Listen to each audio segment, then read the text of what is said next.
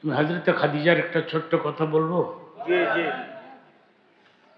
মক্কাতে খাদিজাতুল কুবরা, মক্কাতে রাসূল আরবি 3টি বিয়ে করেছেন। খাদিজাতুল কুবরা হযরতে সাউদা, হযরতে আয়েশা। খাদিজার বয়স কত? 40। নবীর বয়স কত? চিল্লা এখন। এই প্রশ্নটা যাতে অন্য কোনো প্রশ্ন বক্তা করলে উত্তর দিতে পারেন। খাদিজার বয়স কত? নবীর বয়স? আপনি পলাই করবো নি? পোলারে গেছি গানগা, তো তোর বউ দেখেছি 40 বছর বয়স, 2 জায়গায় বিয়া হয়েছে। পলাই করবো আমনে করেন না। কিন্তু রে কেন করলেন নবী, কেন করলেন? ও যে দেখা আইলান ফাগনা, হে নবী আমি তোমাকে আইল পেয়েছি, আমি কি পকেট আগনা, খাদিজাকে বিয়ে দিয়ে আমি তোমাকে ধনী বানাই দিলাম।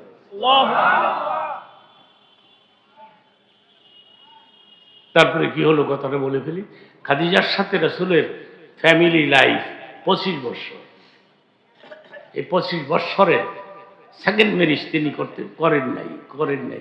একদিন খাদিজা বলতেছিলেন, নবী গো আমি আপনাকে একটা বিয়ে করাই দিই, আমার বয়সে তো ধরে না, আপনার খেদমত করতো। নবীর উত্তরটা শোনেন। নবী বলছেন, খাদিজা আপনি এই কথাটা বলতে পারলেন? আমি কি বলছি আমার আরেকটা বউ লাগবে? আমি তো বলিনি। কিন্তু রে এই 25 বছরে আমি কোনো ডিমান্ড করি নাই। খাদিজার লক্ষ লক্ষ টাকা, 2 হাতে বিয়ে করেছে, জীবনে কোনোদিন চোখ লাল করে নাই, মুখটা মলিন করে নাই। সেই জন্য খাদিজাকে নবী ভুলতে পারতেন না। নবীর ইন্তেকালের দিন হযরতে খাদিজা বলেছিলেন যে নবী গো আমি 25 বছরে কোনো ডিমান্ড করি নাই, আজকে একটা ডিমান্ড করতে চাই, আপনি কি পারবেন আমার ডিমান্ড রক্ষা করতে? নেই বলেন, বলেন তো দেখি চেষ্টা করে। আমি মরে গেলে আপনার গায়ে ব্যবহারের চাদর দিয়া কাফন পরাইয়া, সুবহানাল্লাহ, কি চাওয়া চাই?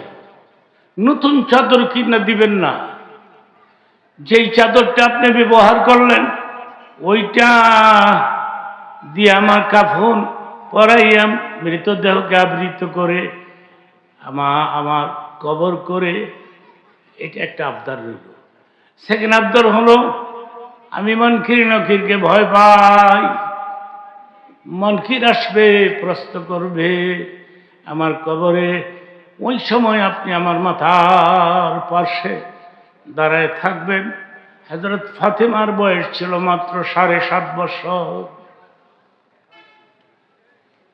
বাবার গায়ের চাদরের আঁচল ধরে কবরস্থানে চলে গেছে, মার কবর শেষ হয়ে গেছে। তখন ফাতেমা একটা প্রশ্ন করেছিলেন, বাবা গো এখন তুমি এখানে দাঁড়ায় আছো কেন? কবর তো শেষ হয়ে গেছে। আমার মা এখন কোথায়?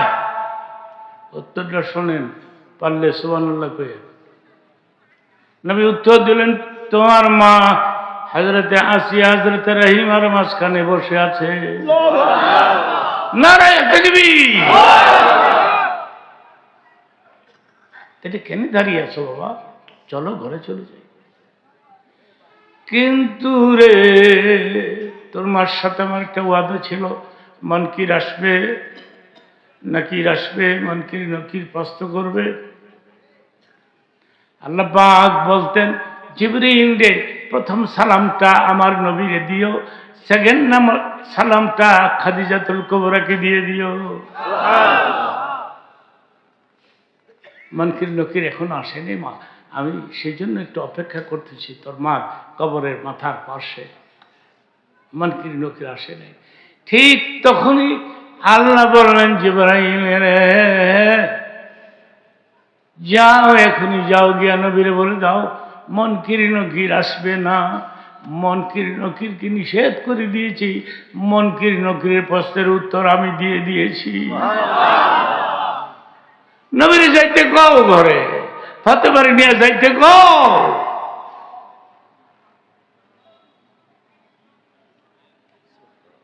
সেজন্য আপনাদের খেদমতে আমার একটা অনুরোধ থাকলো, মরতে তো হবেই, আজ হোক কাল হোক, মরবই তো।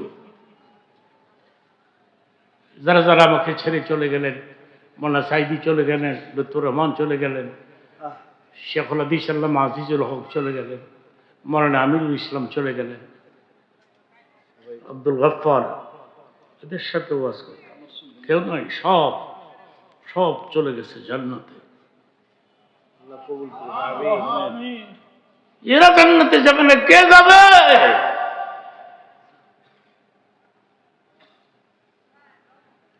কেমনে কেমনে পয়সা রয়েছে আমি বুঝি না, আবার ওয়াজও করতেছি। এই জন্য বেশি ওয়াজ করতে পারি না, অল্প সময় করি। সর্বশেষ আবদার যেটা হলো, মাদ্রাসাটাকে আপনার দেখে রাখেন, যদিও প্রাইভেট হোক আর যেটাই হোক, এটাকে দেখে রাখবেন। আর মাদ্রাসায় একটা ছেলেকে দিয়ে হাফিজের বাপ হবেন, হাফিজের মা হবে,